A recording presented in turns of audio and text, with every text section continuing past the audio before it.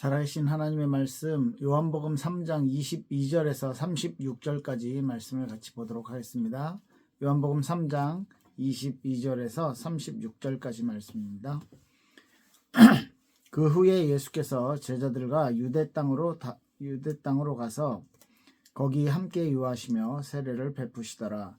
요한도 살렘 가까운 에논에서 세례를 베푸니 거기 물이 많음이라. 그러므로 사람들이 와서 세례를 받더라. 요한이 아직 옥에 갇히지 아니하였더라. 이에 요한의 제자 중에서 한 유대인과 더불어 정결 예식에 대하여 변론이 되었더니 그들이 요한에게 가서 이르되 라삐여, 선생님과 함께 요단강 저편에 있더니 곧 선생님이 증언하시더니가 세례를 베풀매 사람이 다 그에게로 가더이다. 요한이 대답하여 이르되 만일 하늘에서 주신 바 아니면 사람이 아무것도 받을 수 없느니라.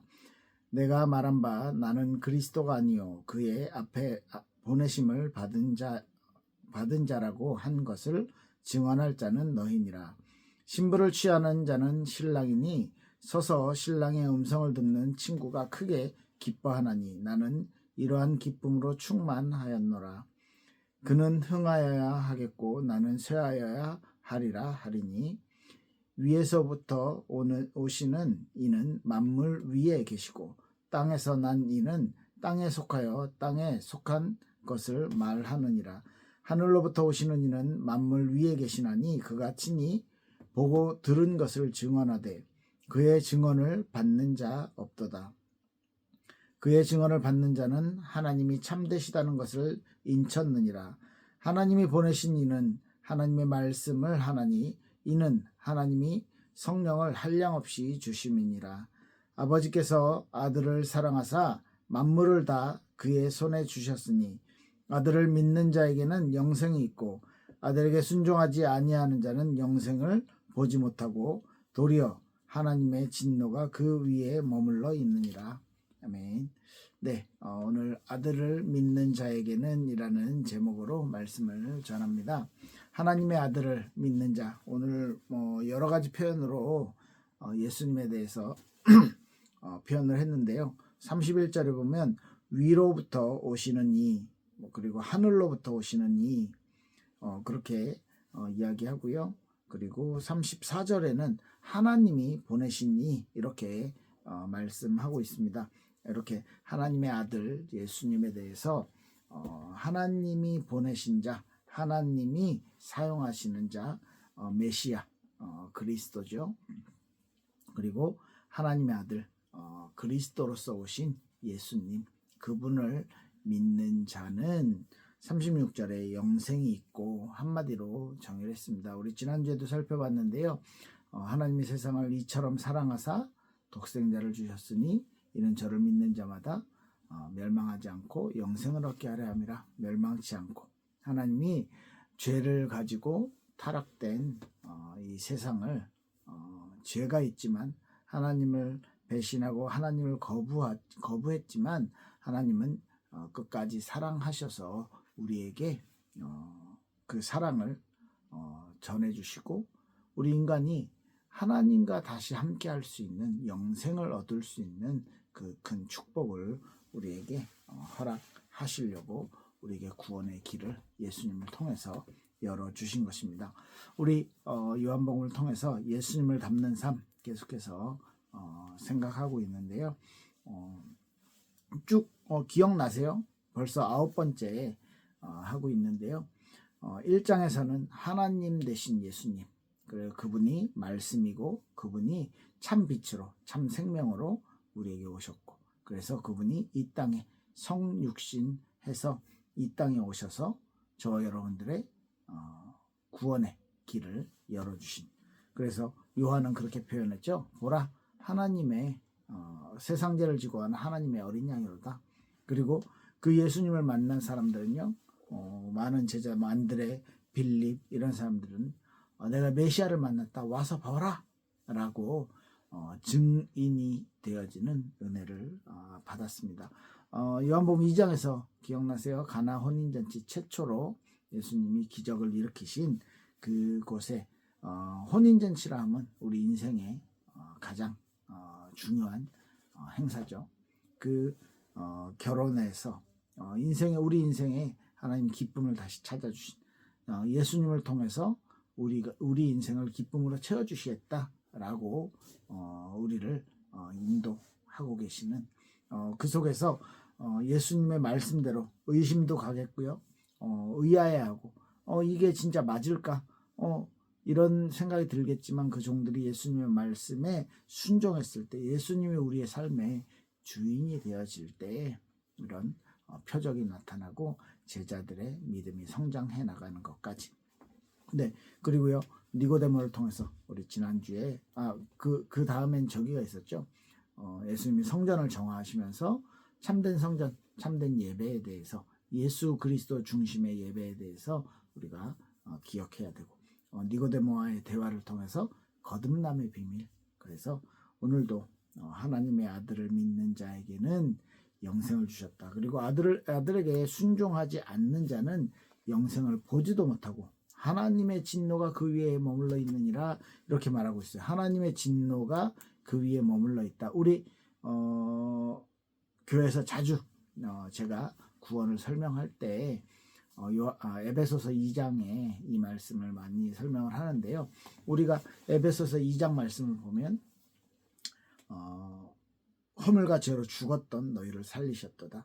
2절에 보면 공중권세 잡은 자, 지금도 불순종의 아들들 가운데 역사하는 그 영, 그 영을 따라다니던, 그 영을 쫓아다니던 우리에게, 세상의 풍속을 쫓아다니던 우리에게 3절에 보면 우리가 태어나면서부터 하나님의 진노, 그 본질상 진노의 자녀이었더니, 이렇게 표현하는데, 지금 요 번역이 오늘 이렇게 3장 36절에 있는 하나님의 진노가 그 위에 머물러 있느니라 이렇게 말했던 요 번역이요. 요 내용, 이 말이 일본어로 에베소서 2장 3절에 똑같이 돼 있는 거. 우마레 나가라 카미노 미까리요 우케르베키 모노데시다, 이렇게 표현이 돼 있어요. 그래서 우리의 하나님을 알기 전, 하나님의 은혜를 받기 전, 구원받기 전에, 그리스도를 알기 전에 우리의 상태가 이미 완전히 우리의 힘으로는 어떻게 그 상황을 바꿀 수 없는, 어떻게 하더라도 자신의 문제, 죄라는 문제에서 이 세상의 흐름 가운데서 헤어나올 수 없는 그런 존재였지만, 하나님의 사랑, 그 세상을 사랑하셨고, 죄되고 타락되었지만 그 세상을 사랑하셨고, 그 하나님의 사랑이 차고 넘쳐서 저와 여러분들을 살릴, 저와 여러분들에게 구원의 길을 베풀 모든 사람에게 전해지는 이 구원의 비밀, 예수 그리스도의 그 비밀을 우리에게 알려주셨다는 것이죠. 그래서 그 예수님이 오셨는데, 그 예수님의 오시는 길을 예비하는 요한과 요한의 제자들과의 이야기가 나오잖아요. 사실 제자들의 입장을 이해할 수 있어요. 왜냐하면 내가 따르던 스승보다 다른 사람이, 다른 다른 스승이, 다른 선지자가 더 인기가 많은 거죠. 지금까지는 이 세례 요한을 쫓는 사람들이 엄청 많았는데, 이 제자들이 그래서 정말 여기서 잘 배워서 나도 인기 있는 선지자 역할을, 선지자의 은혜를 받아야 되겠다, 뭐 이렇게 생각했는지도 모르겠어요. 뭐 어떤 마음으로 그 제자들이 요한을 따랐는지 이런 것들은 잘 안 나오니까 잘 모르겠지만, 어쨌든 요한의 제자로서 요한을 따르고 요한을 사랑하고 했던 제자들이 예수는 당신이 말했던 그 사람이 세례를 베푸니까 사람들이 다 글로 갑니다. 이게 인간적인 시선이잖아요. 그래서 어떤 의미에서는 예수님과 요한을 비교하면서 이렇게 이야기도 하고, 또 굉장히 좀 불안한 마음도 있었던 것 같아요. 요한의 인기가 없어지고 다른 다크호스가 일어나고 뭐 이런 부분에 대해서. 그런데요, 우리는 정확히 알아야 되는 건 요한보다 예수님이 인기가 많았다 이 정도가 아니라 이건 당연한 거예요. 그냥 요한이 예수님의 사역을 준비하는 사람이었고 준비하는 역할이었고 또 예수님은 그 사역 십자가를 지실 사역을 준비하고 성취하실 분이기 때문에 이 구속사를 이루어가는 과정 중에 요한의 역할이 그렇게 있었다는 것이죠. 그래서 요한이 이야기합니다. 사람이 할 수 있는 거 아무것도 없다. 하늘에서 주시지 않으면 뭐라고요? 아무것도 받을 수 없다. 사람이 어떤 걸요? 우리에게 은사가 임하고 우리에게 은혜가 임하는 것도 우리가 일하는 것 또한 그죠? 우리가 어떤 사람들에게 영향을 주는 것 또한 하나님이 허락하셔야만 한다. 모든 것은 하나님에게로부터 나오는 것이다. 이렇게 이야기하죠. 그리고 28절을 명확히 얘기해요. 뭐 지금까지도 여러 번 얘기했지만 나는 그리스도가 아니야. 그것에 대해서 내가 계속 이야기해오지 않았냐. 너희들이 그걸 증언해야 된다. 이렇게 얘기하는 거죠. 29절엔 이렇게 표현합니다. 신부가 신랑을 맞이하는 거 이거 맞지만 신랑의 친구가 그 결혼식을 통해서 진짜 기뻐하는 거죠. 내 친구가 정말 너무너무 좋은 결혼식을 하는구나. 나는 그런 기쁨으로 가득 차 있다. 이렇게 이야기하는 거죠. 그러면서 30절에 이렇게 얘기합니다. 그는 흥하여야 하겠고 나는 쇠하여야 하리라. 그러니까 모든 사람이 자신의 영광과 자신이 드러나는 것을 원하는데 지금 요한은 그리스도가 드러나야 된다. 하나님의 아들 그 예수님이 드러나야 된다라고 강력하게 말하는 것이죠. 이것이 단순한 사역자로서 겸손한 마음을 가진다 이렇게 표현할 수도 있지만 그걸 훨씬 넘어서는 이야기입니다.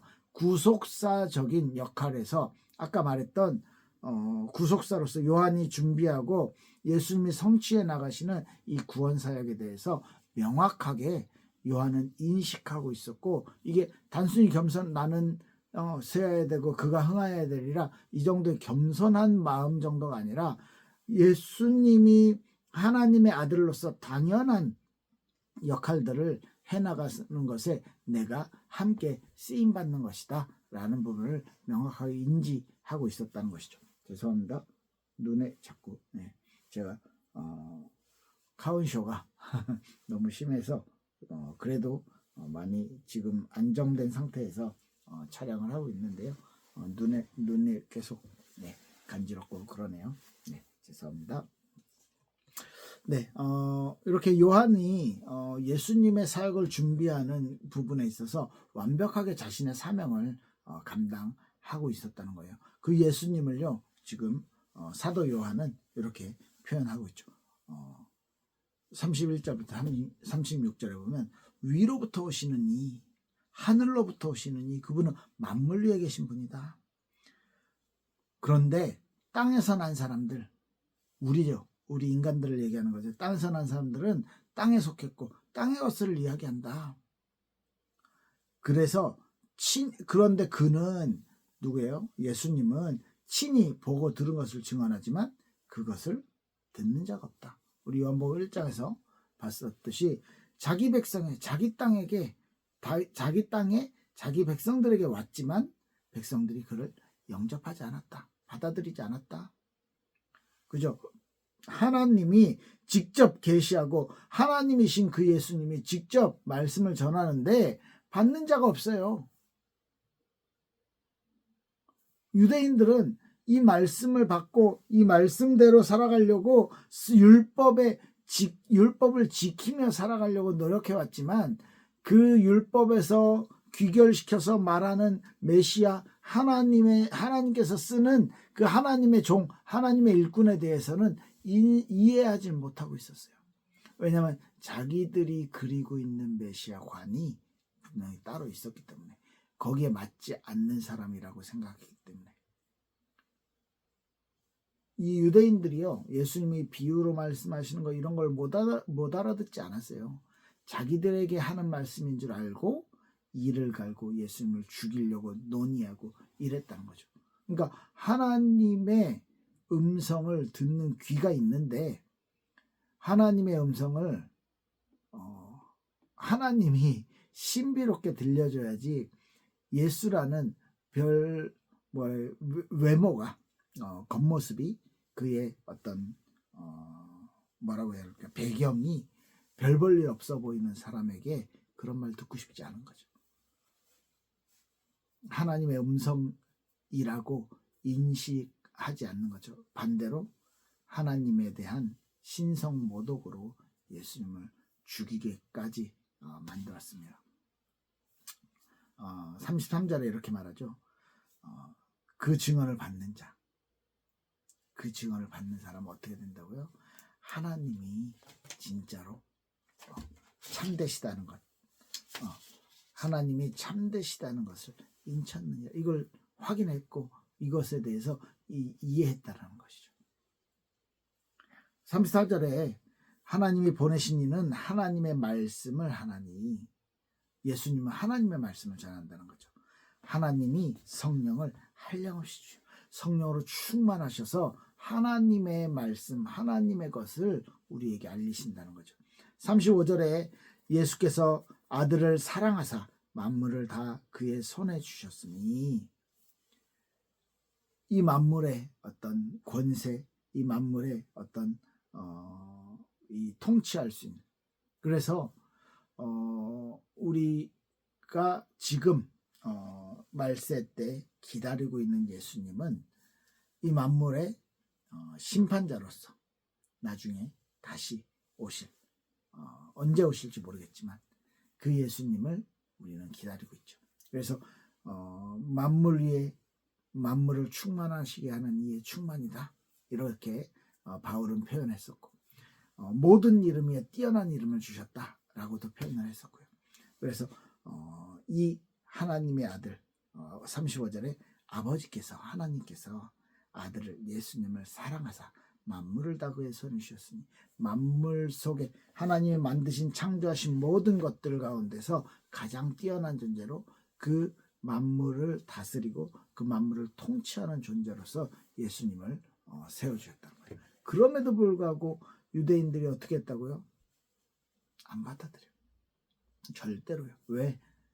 자기들이 가지고 있는 것, 내가 소유하고 있는 것을, 내가 지금 가지고 있는 이 권력을, 내가 지금 가지고 있는 어떤 특권을 다 잃어버리게 되거든. 그걸 부정하고 그것에 대해서 비판하는 사람에 대해서 받아들일 수 있는 그 영적인 여유가 없는 거죠. 이 부분에 대해서 야고보 사도 같은 경우는 분명히 이야기하고 있습니다. 그 행동에 대해서 믿음 있는 자가 당연히 가져야 될 행위에 대해서 이야기하고 있죠. 그것을 믿음이 없는 것이라고 말할 수 있지 이렇게 말해야 되지 않겠냐라고 이야기하고 있는 것입니다. 저 여러분들의 삶이, 저 여러분들의 어떤 신앙생활이 사실은 우리가 세상에서 배웠던, 세상에서 가졌던 기준들을 더 많이 쓰고 있는 것 같아요. 저도 지금 굉장히 그런 부분을 가지고 고민하고 있거든요. 고민하고 있는 부분이 있거든요. 그래서 이것을 넘어설 수 있는 믿음, 사실 답은 알아요. 근데 현실이 굉장히 뭐라고 해야 될까요? 걱정이 되는 거죠. 고민이 되는 거죠. 답을 알기 때문에 그렇게 가야 된다는 것을 분명히 알고 있습니다. 그런데 이것을 외면하고 하느냐, 그리고 하나님의 음성이 들려졌는데 이것에 순종하지 못하느냐, 이것에 대한 결단 때문에 이제 다음 주 고난주간에는 좀 결단을 하고 특별한 기도 제목을 가지고 일주일 동안 좀 기도하려고 준비를 하고 있습니다. 네. 같이 제가 올바른 선택, 올바른 길을 걸어갈 수 있도록 그렇게 같이 좀 기도 부탁드릴게요. 네, 36절에 이렇게 말합니다. 아들을 믿는 자에게는 영생이 있고 아들에게 순종하지 아니하는 자는 영생을 보지도 못하고 도리어 하나님의 진노가 그 위에 머물러 있느니라. 아들을 믿는 자에게는 영생이 있고, 믿음을요, 그리고 아들에게 순종하지 아니하는 자에게는 이렇게 말했어요. 그러면 믿음이랑 순종을 같은 걸로 봤어요.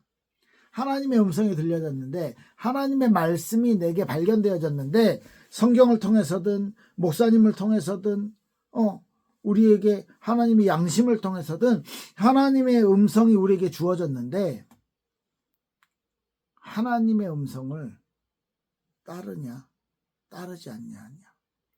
아들을 믿는 자에게는과 아들에게 순종하지 아니하는 자를 비교했어요. 저 여러분들의 삶이 하나님의 자녀라고, 하나님의 아들 예수 그리스도를 믿고 살아간다라고 분명히 이야기하지만, 우리가 하나님의 아들의 말씀에, 하나님의 말씀에 순종하지 않는다라면, 그죠? 우리의 믿음을, 이 순종, 야고보는 우리의 행동, 행위라고 표현을 했고요. 실제로 그 행동을 중요시했던 바리새인들, 율법을 지키면서 죄를 짓지 않는 상태까지만 이야기했던 바리새인들, 이들이 가졌던 가장 큰 오류가 말씀이 들려졌는데도 순종하지 않았다는 거죠.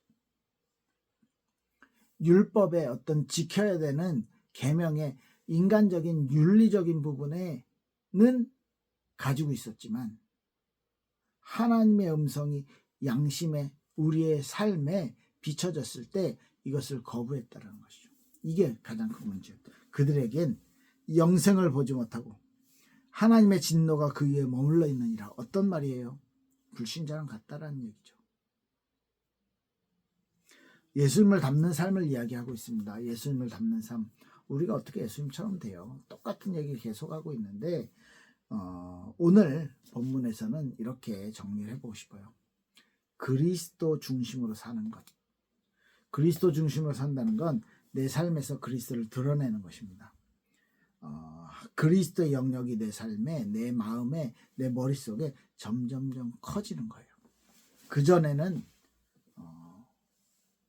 적당히 썬데이 크리스찬으로 살았던 내가 평소에도 하나님과 함께하는 것이, 그리스도를 생각하는 것이, 말씀 보는 것이, 찬양하는 것이, 기도하는 것이 나의 삶에 점점 쌓이는 거죠. 그래서 내 머릿속에 나의 어떤 삶의 패턴, 행동이 점점 성경적으로, 하나님의 말씀으로, 그리고 그리스도 중심으로 바뀌어가는 것. 그래서 그 말씀에, 하나님이 주시는 어떤 음성에 믿음으로 순종하는 것, 이렇게 두 가지. 그리스도 중심으로 살아가는 것. 그리스도 중심으로 산다는 말은 내 안에 그리스도의 영역이 커지는 거예요. 그리고 그 하나님의 말씀이 들려졌을 때 우리가 믿음으로 순종하는 것. 네, 이 부분이 그리스도, 오늘 말씀드리고 싶은 예수님을 닮아가는 삶이라고 말씀드리고 싶고요.